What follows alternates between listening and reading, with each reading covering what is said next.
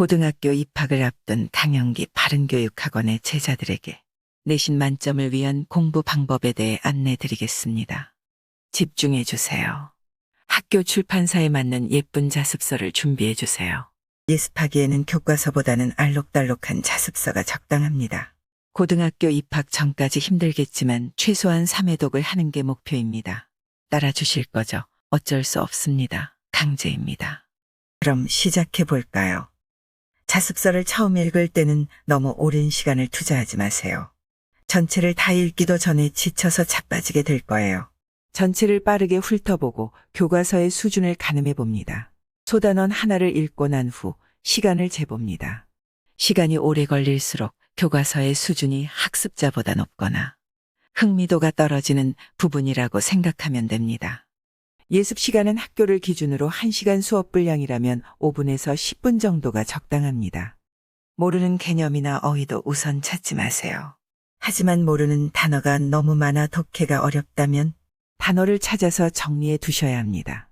예습을 하는 이유는 학교 수업에 능동적으로 참여하기 위함인데 자신의 수준에 비해 내용이 어렵다면 학교 선생님께서 말씀하시는 포인트를 잡기가 어렵기 때문이에요. 자습서에 있는 내용을 미리 살펴보면 필기할 것과 안 할 것을 구분하게 됩니다. 그럼 수업 집중도가 좋아집니다. 다음으로 수업을 듣고 나서 정독을 합니다. 이 부분은 매우 중요합니다. 학교 수업을 들으면서 모든 내용을 필기하려고 하지 말고 자습서에 없거나 선생님께서 첨가해 주는 내용을 중심으로 필기를 해오세요. 그리고 자습서를 천천히 읽으면서 중요도에 따라 정보를 분류해 봅니다. 처음 예습할 때 표시해 두었던 단어가 수업 시간에 풀이가 된 것도 있을 거예요. 해결되지 않은 단어나 개념은 찾아봅니다. 그리고 학교 수업과 자습서의 모든 내용을 노트에 기록한다고 생각하며 읽어주세요. 또한 반드시 문제를 출제하는 선생님의 입장에서 읽어주세요. 내가 시험을 출제하는 교사라고 생각하면서 말이죠. 가장 중요한 부분이니 다리 떨지 말고 집중해 주세요. 이런 가정을 해볼게요. 학교 축제 기간에 퀴즈쇼를 진행하는데 내가 출제자라고 생각해 보세요. 난이도를 예선, 본선, 결선에 맞게 조절해서 문제를 만들어야겠죠. 또한 방청객 문제로는 쉽게 맞출 수 없지만 답을 알면 무릎을 딱 치는 어이없으면서도 참신한 문제도 만들어야겠죠.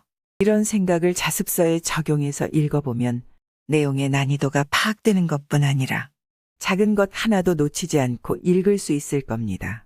그럼 학교 선생님의 목소리도 생생히 느껴지고 자습서에서 중요하게 다루지는 않았지만 시험에 출제하기 좋은 부분도 정리하게 된답니다. 셋째로 학교 학습지의 내용을 책에 옮겨 기록을 합니다.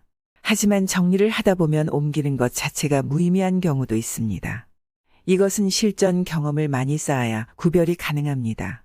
우리가 마지막에 하게 될 노트 정리도 마찬가지입니다. 자습서나 노트는 인풋과 아웃풋을 위한 도구로서 활용하게 됩니다. 기억할 수도 없는 노트 정리나 알맹이가 없는 너무 간단한 단권화는 무의미합니다.